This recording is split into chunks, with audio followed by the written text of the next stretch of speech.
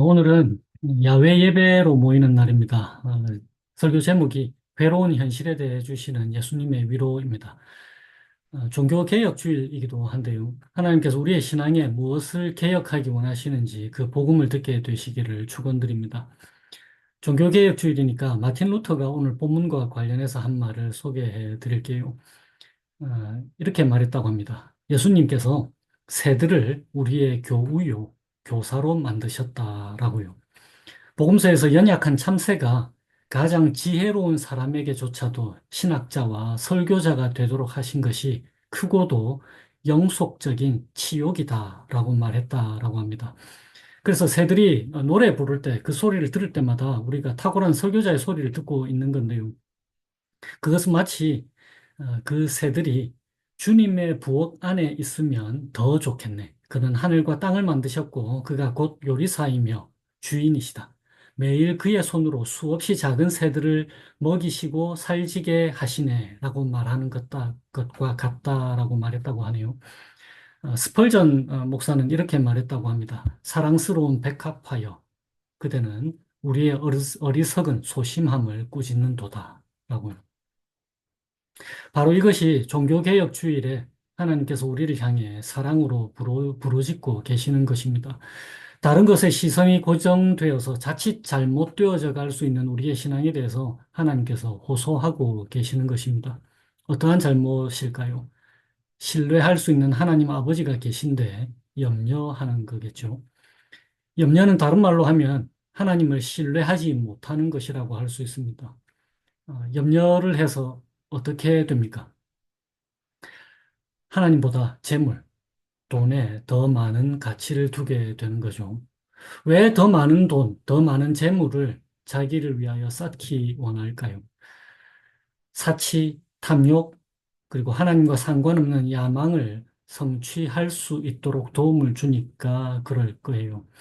게다가 우리에게는 확실하지 않은 그 불확실한 미래가 놓여져 있잖아요. 그러니까 불확실한 미래 때문에 염려하게 되는데 그래서 의지할 것이라고는 돈이 최고다라고 하는 생각인 것입니다. 한 가지 주의할 것을 잠시 짚고 넘어가십시다. 하나님은 우리가 불확실한 미래에 대해서 준비하는 것을 금하시는 것이 아닙니다. 가령 예를 들면은 은퇴를 위해서 연금을 미리 들어두는 거죠. 건강보험을 들기도 하고 자동차 보험을 만일의 사고를 대비해서 들어두기도 합니다. 하나님께서는 그런 선한 수단을 우리에게 주신 거예요. 그런 것을 금하시는 것이 아닙니다. 무엇과 같은 거 하면은 가령 여러분들이 우리가 다 차를 타고 다니지 않습니까? 그때에 안전벨트를 하는 거잖아요. 하나님이 우리를 지켜주신다고 믿는 것과 동시에 우리는 안전벨트를 하게 되는 것입니다. 우리의 안전을 하나님께서는 우리와 함께 지켜나가기를 원하시는 거예요. 불확실한 미래에 대해 준비하는 것을 원하시는 것입니다. 하나님께서. 그렇게 안 하는 것이 오히려 어리석은 것이다라고 하나님은 말씀하시는 거예요. 하나님께서 금하시는 것은 염려와 자기 중심적인 탐욕입니다. 그러니까 염려로 인해서 자기 자신만을 위해서 재물을 쌓아두는 것. 어떤 것입니까? 이 땅에 고통받는 사람들이 이토록 많은데 그들의 호소에 대해서 외면하는 것. 그것이 탐욕이잖아요. 그러면서 자신을 위해서는 사치를 누리기 위해서 재물을 쌓아두는 것. 이런 사람들이 얼마나 많으면 지금 7, 80억 지구상에 있는 모든 사람들 중에 약 15억 명의 사람들이 극빈층에 속해 있습니다. 재물의 분배에 대한 그리스도인들의 책임이 있는 거죠. 이런 탐욕과 염려를 말씀하시는 것입니다. 그것을 하나님께서 금하시고 계시는 거예요. 사실 그리스도인들은 검소한 생활을 하게 되어 있습니다. 사치는 사실 대단히 부끄러운 거잖아요. 사치는 그리스도인들을 대단히 불편하게 만들 수밖에 없는 것입니다. 다시 본론으로 돌아와서요. 이런 탐욕과 염려에 사로잡혀 있는 제자들에게 예수님께서 말씀하시는 거예요. 오늘 본문 말씀을요. 공중의 새를 보라, 들의 백합화를 생각하여 보라라고요. 너희가 공중의 새보다 귀하고 들의 백합화보다 중한 존재다라고 말씀하시는 것입니다. 하나님께서 이런 것들, 새들, 백합화들, 이런 것들도 돌보시는데 하물며 너희 일까 보냐라고 말씀하시는 거예요. 너희는 하나님의 사랑하는 자녀들이지 않느냐라고 말씀하시는 것입니다. 얼마나 사랑하십니까? 하나님의 독생자까지도 너희를 위해 아끼지 않고 내어주셨다. 그 정도로 너희를 사랑하시는데 너희들을 돌보지 않으시겠느냐라고 말씀하시는 거예요. 그런데 여기에서 꼭 염두에 두셔야 할 게 있습니다. 예수님께서 이 말씀을 제자들에게 말씀하실 때에 제자들이 어떤 상황 가운데에 처해 있었습니까? 마지막 구절을 한번 보세요. 34절입니다.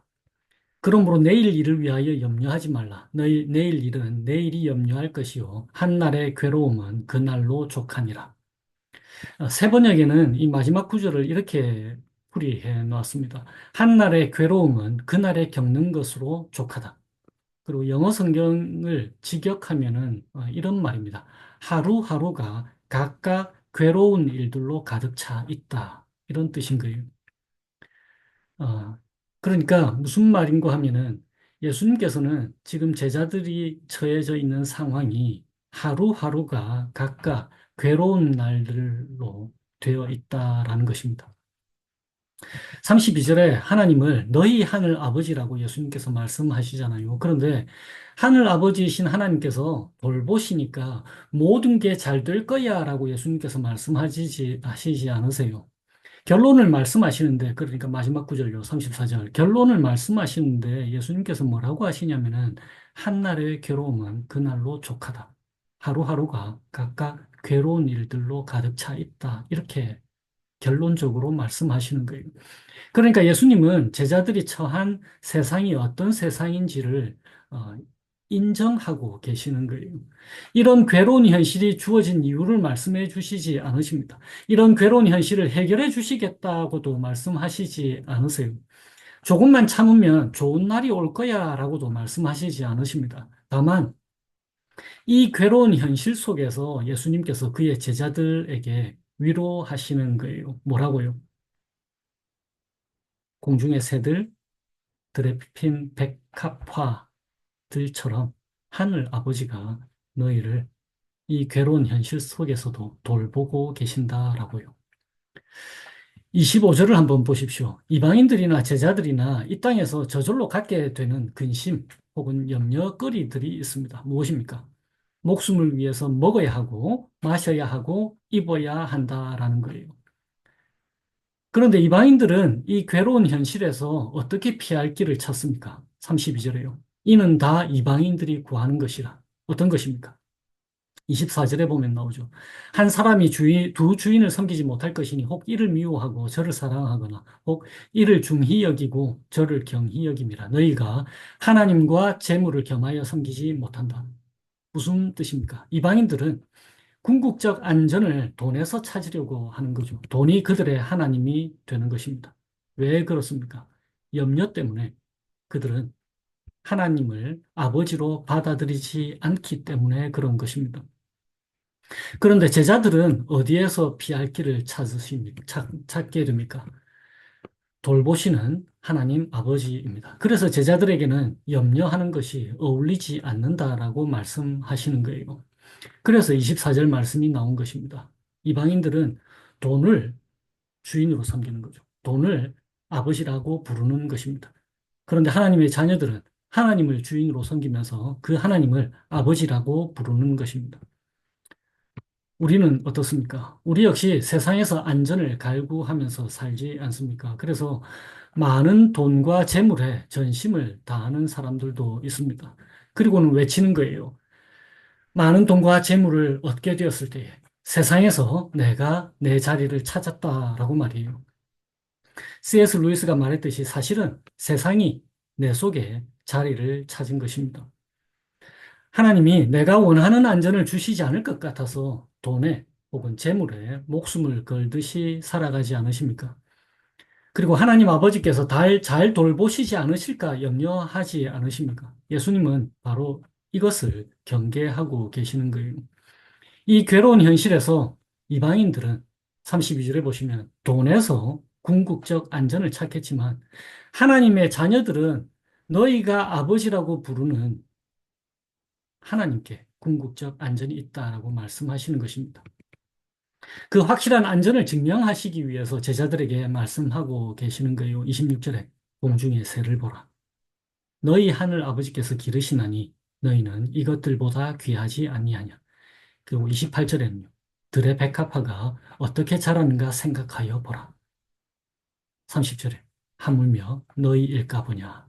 그렇게 말씀하고 계시는 거예요. 그래서 31절에 보시면은 그러므로 염려하여 이르기를 무엇을 먹을까 무엇을 마실까 무엇을 입을까 하지 말라. 이는 다 이방인들이 구하는 것이라 너희 하늘 아버지께서 이 모든 것이 너희에게 있어야 할 줄을 아시느니라 라고 말씀하시는 것입니다. 그래서 33절에 그런즉 너희는 먼저 그의 나라와 그의 의를 구하라. 그리하면 이 모든 것을 너희에게 더하시리라. 너희는 먼저 그의 나라와 그의 의를 구하라. 이게 무슨 뜻으로 하는 예수님께서 우리에게 말씀하셨을까요? 그리고 제자들에게 말씀하셨을까요? 거창한 거 생각하지 말고 이렇게 작게 한번 생각해 보세요. 염려를 내려놓고 하나님을 전적으로 의지하라라는 것. 바로 그것이 먼저 그의 나라와 그의 의를 구하라라는 그 말씀에 담겨져 있는 의미입니다. 언제 염려를 내려놓고 하나님을 전적으로 의지하라는 것입니까? 내 환경이 너무 좋을 때일까요? 더 이상 바랄 게 없을 때일까요? 그렇지 않잖아요. 34절에 예수님께서 말씀하신 것처럼 하루하루 괴로운 현실 속에서 그렇게 하라라고 말씀하신 것입니다. 이 괴로운 현실에 돈을 충분히 모아야 할 것 같은데, 남들보다 가진 것이 많아야 할 것 같은데, 그럴 때에 돈을 하나님으로 삼지 말고 전적으로 하늘 아버지이신 하나님을 의지하라라는 말씀인 거예요. 그러니까 왜 이런 괴로운 현실이 우리에게 주어져 있을까요? 그것은 이런 괴로운 현실이야말로 전적으로 하나님을 의지해 볼 수 있는 상황이기 때문에 그렇습니다. 바로 그때에 하나님 나라를 그리고 하나님의 의를 경험할 수 있는 곳이니까 그런 거예요. 그렇기 때문에 이런 괴로운 현실에서도 33절에 말씀하시는 거예요. 그런즉 너희는 먼저 그의 나라와 그의 의를 구하라라고요. 염려를 내려놓고 전적으로 하나님을 의지하고 신뢰함으로써요. 다시 말하면 나의 괴로운 현실은 하나님이 나보다 저 사람을 더 사랑하시네라는 근거가 되는 것이 아니고 내가 하나님 나라와 의를 맛볼 수 있는 기회로 주시는 것입니다. 이런 괴로운 현실 속에서 하나님은 하나님이 우리의 아버지이심을 나타내 보여주시는 거예요. 그분의 자녀들이 하나님을 아버지로 인정하여서 전적인 신뢰를 보이는 것. 그것이 영원한 하나님 나라의 특징입니다. 전적인 신뢰. 하나님의 의라고 했을 때 언제 하나님께서 아브라함을 의롭다라고 하셨습니까? 말할 수 없는 중에 하나님을 전적으로 신뢰했을 때 그렇게 말씀하셨잖아요. 전적인 신뢰가 하나님 나라와 하나님의 의의 특징입니다. 그래도 이 괴로운 현실에서 어떻게 그렇게 전적인 신뢰를 하나님께 드릴 수 있습니까? 라고 질문하실지 모르겠습니다. 예수님은 허상을 말씀하시는 것이 아닙니다. 우리 주 예수 그리스도께서 십자가라고 하는 극악한 괴로운 현실을 앞에 두고 계시면서 오늘 본문 말씀을 제자들에게 말씀해 주셨다라는 것을 기억하셔야 합니다. 우리 주님께서 친히 괴로운 현실에서 공중의 새를 보셨고 친히 들의 백합화를 보셨습니다. 인간이신 우리 주님께서 친히 하나님 아버지께서 아들이신 예수님을 돌보고 계심을 친히 아셨습니다. 어떻게 해요? 공중의 새를 보시고 들의 백합화를 보시면서요. 예수님께서 친히 경험하신 사실을 우리에게 들려주고 계시는 거예요. 먼저 하나님 나라와 그의 의를 구한다는 것이 무슨 의미인지를 가르쳐 주시는 것입니다. 어떤 극악한 현실 속에서도 하나님 아버지를 향한 전적인 신뢰, 바로 그거예요. 예수님께서 그분의 영, 성령을 우리에게 주셨습니다. 이 괴로운 현실 가운데서 우리보다 먼저 겪어보신 예수님께서 우리와 함께 하신다고 약속하셨습니다. 하나님 한 분으로 충분하다는 고백을 할 수 있게 해 주신 거예요. 내가 너와 항상 함께 한다. 너는 결코 잘못되지 않는다. 내가 반드시 너를 지켜준다라고 말씀하시면서요. 그것이 바로 종교개혁주일의 이 야외 예배를 통해서 우리에게 예수님께서 친히 들려주시는 하나님의 복음입니다. 이 복음을 들려주시는 예수님과 함께 한 주를 동행하시기를 주님의 이름으로 축원드립니다. 기도하시겠습니다. 오늘은 제가 시편 62편으로 기도하겠습니다. 하나님 아버지, 저희가 잠잠히 하나님께 저희의 소망을 둡니다. 왜냐하면 하나님만이 저희들의 반석, 저희들의 구원, 저희들의 요새이시기 때문입니다. 하나님이 저희들의 아버지이시기 때문에 저희가 결코 흔들리지 않을 것입니다. 괴로운 현실이 쉽지 않습니다. 그러나 주님, 저희들이 주님만을 전적으로 신뢰할 수 있도록 저희들을 붙들어 주세요. 괴로운 현실 가운데서도 저희들이 잠잠히 하나님만 바라고 소망을 오직 하나님께만 두게 해주세요. 그래서 하나님 나라가 저희들의 삶의 현실 속에서 펼쳐지는 것을 보게 해주세요.